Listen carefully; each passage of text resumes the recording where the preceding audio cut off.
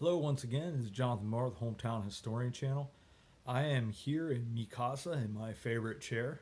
It's a little chilly here in Pennsylvania today, but I wanted to do vlog number 11. Wasn't able to get out the film today. Hoping I'll be able to get out tomorrow. I have a couple haunted history videos that I want to do. I might try tonight. I want to get that one on Old Man Bordner, which I'm going to do in a little bit of a different fashion. Should be fun. Just wanted to give you some ideas and updates, some different things that we have upcoming. I still have that Milton Hershey video that I want to try to get done. Maybe, hopefully, maybe this weekend. It just sort of depends on how things work out. It is Thanksgiving on Thursday. So I'd like to get out, if I can, Wednesday, which would be tomorrow. Try to get maybe 3 or 4 things done. I do want to go out. One of the videos that I want to do is on the Fort Manat historical marker, but I also want to talk a little bit more about that because it's actually pretty unique because there's actually about 3 forts that are in that area.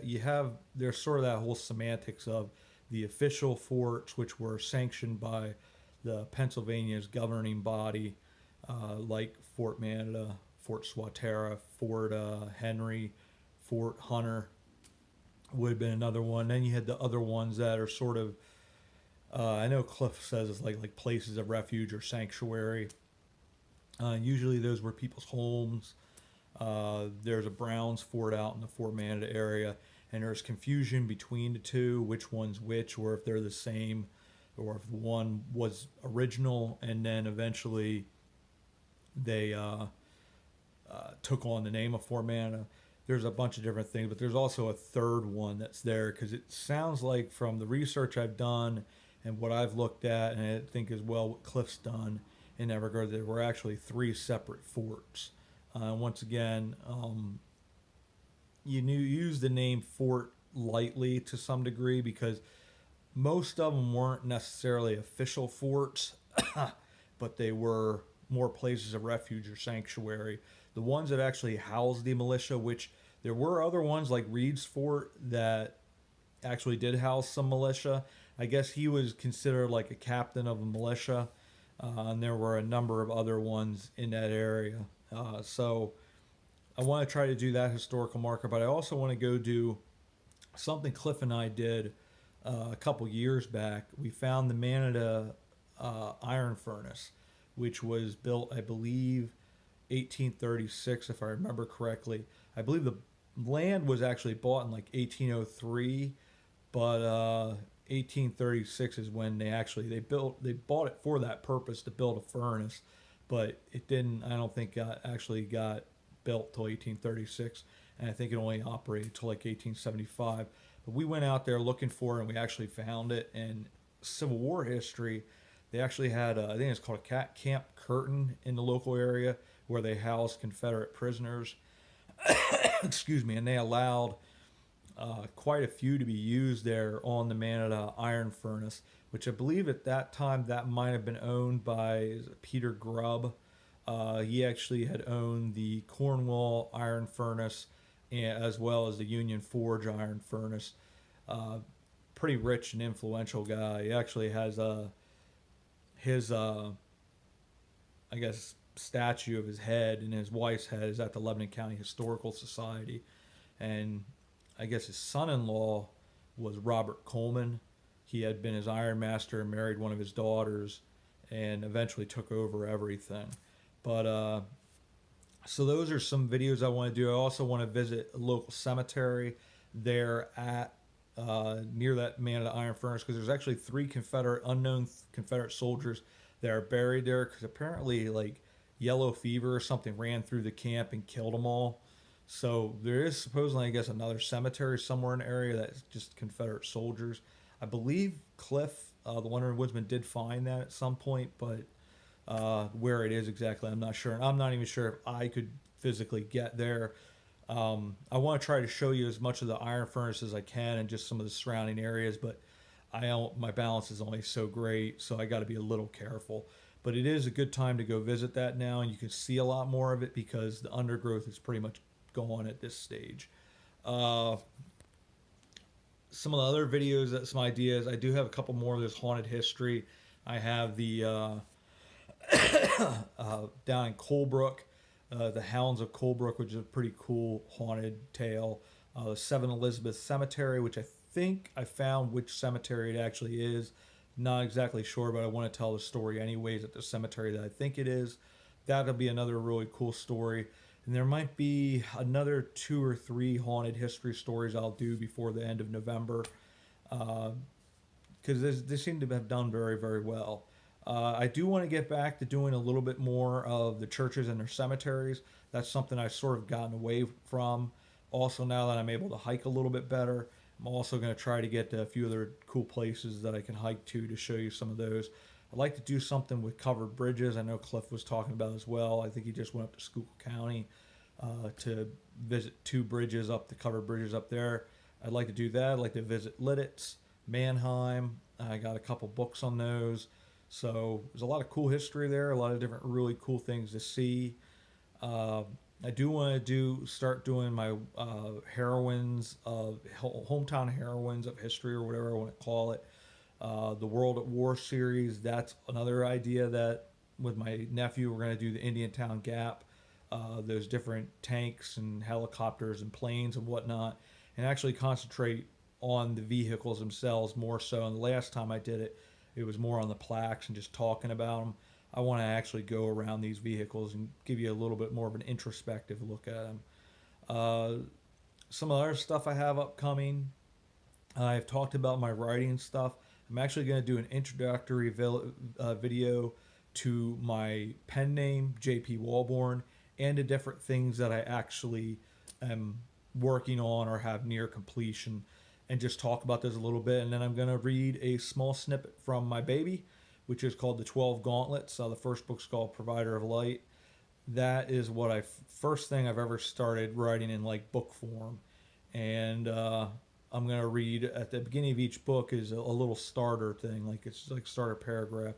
And it's going to be basically the same for each book, but just a little different depending on who it's dealing with, depending on location in the book series. And then talk a little bit about that world and just sort of one of the things that sort of makes me tick. And excuse me once again. Then I want to try to get back, hopefully this what's left of fall and winter, get back into my writing and hopefully get that going, as well as continue with this channel, which has been an absolute blast. So this is why I bring notes normally, because I forgot to do it this time. Should have done it, because I can never stay concise, on point, or remember, because it is my old age and my whatever's going on there. I don't remember things very well anymore. So, but one of the other things that I have idea that I came up with, I want to try to do Anvil. We had Cliff and I think I had mentioned in one of the earlier videos, I had mentioned that Friends of Old Anvil, which is a historical society for Anvil, had posted his video that we had done searching for history. And it was funny because the one guy sort of flipped out thought it was a crappy production or whatever, but I think he completely missed the point of what the video was supposed to be. It's not a documentary of the town or anything like that. It's just searching for history, just randomly looking for things. You know, we've done some research and stuff like that, but there was only so much available in that regard. We got most of our stuff right. The locations of the different unique buildings, the names attributed to them, who made them, and those types of things. There just isn't a whole lot available. Like, say, you know, House 120 South Main is the Vindictor House or something like that, and this is the history of some stories that come with. None of that was available at the time. Now, a couple days later, I got the Images Across America book that was written in part by Friends of Old Anvil. They were a part of that process. I don't want to give the name of the author because I don't want to get him incorrect, but I think it's like something Fulmer, but he was the chaplain at Lebanon Valley College. He's a great local historian. He was the main writer of it, but I love those books because you get the pictures from back then, you get the history, you get the house numbers. So we had done it a couple of days earlier than we had originally planned on, so that's the reason we didn't have as much information. But I want to do a walkthrough, and I also want to do a walking the Maine where I sort of concentrate on the architecture of these towns, of these houses. I'll give you some history and things of that nature, but I'm not going to go bonkers on it. It's going to be more about the filming because I want it to be sort of an enjoyable journey, but it's a walking journey. Like country roads take me home, but this is a walking journey along the main streets of some of these cool old towns. And I have to say I'm inspired a great degree by Jay from JP Videos, the way he did the Jim Thorpe video and just his video style. Absolutely love it. So I want to try to do some new things. I'm going to be getting that new camera out, so I'm going to be trying and experimenting with different types of filming styles and things like that, and we'll see what works, see what doesn't, and go from there. Another idea that I have, I think it'd be cool, now that I'm doing a lot of stuff with pictures and doing audio over, I'm really highly considering doing when I can get access to a lot of local pictures through historical societies. I would like to be able to do pictures of towns and like pictures of the before and after. Like Annville is unique. Well, it's not unique because a lot of towns go through this, but their main square where Main Street and 934 or White Oak Street meet, that used to look vastly different. Even as close in time, maybe to say the 80s, where some of those gas stations are Turkey Hill on one side of Sunoco on the other. There were very different, unique, older buildings, like probably Victorian era type buildings. And I'd like to have pictures of that so you can see what they look like before. You can also see why groups like Friends of Old Anvil are working so hard to preserve these places, because so many times these places get torn down and destroyed. You lose such a sense of community and what made your town what it is. And I'd like to go through that. I'd like to also show the vibrancy of these different communities. I know in Anvil there was a community that was an Italian community, which was very vibrant back on Queen Street, which was the original main street. So much of that stuff is lost over time, and I'd like to be able to grab those pictures, make a video of it with music, so you can enjoy and you can see some of these places, and maybe me filming some of the places as they are now, and just see what was there, who was there. These are the people that made this town what it is. So that's an idea that I want to throw out there as well, that I'm planning on looking at doing. But a lot of cool stuff. Like I said, I do want to get back into doing what sort of made the channel at the beginning, what it was, do a bunch of these different cemeteries. I had a number of viewers talk about like going to Ephrata. I want to visit Dick Winter's grave. He was an extraordinary man. The series Band of Brothers is in large part, it's about Easy Company, but he was the head of Easy Company, and really an extraordinary man. So I'd like to do that. I have to come up with some names for some of these things yet, like my writing thing.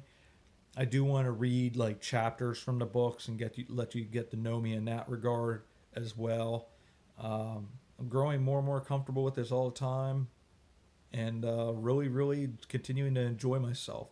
And as I do more and more research and trying to get more and more information on these different cool places, and sort of expand my horizons as well and go further and further out to do different types of things. But I do want to try like a number of different things.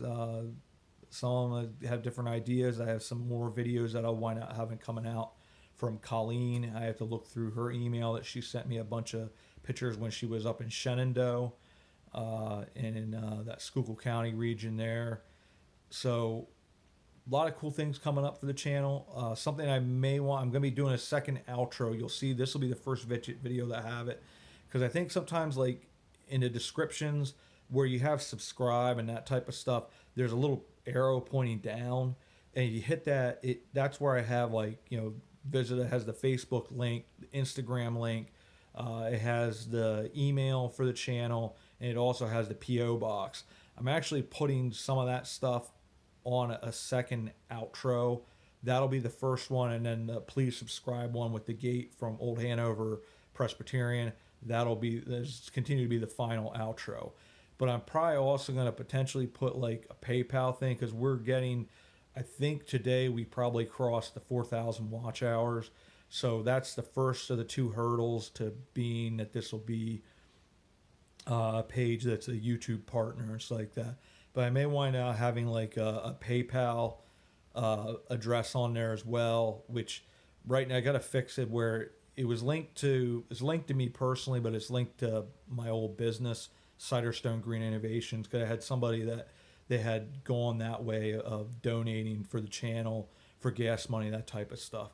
Because it's something that I don't really want to do Patreon yet, but we are getting closer and closer to that stage. And then I'm hoping come like January, February, we'll start looking at a merch store and things of that nature. Because it's all stuff that helps support the channel to make this more affordable for me to be able to do. Because I'm still in this whole process of the disability thing, which on that note is looking pretty positive now. So it's been a long trek and a long journey, but at least it's getting there. And then I can really concentrate on this channel, on my writing and those types of things.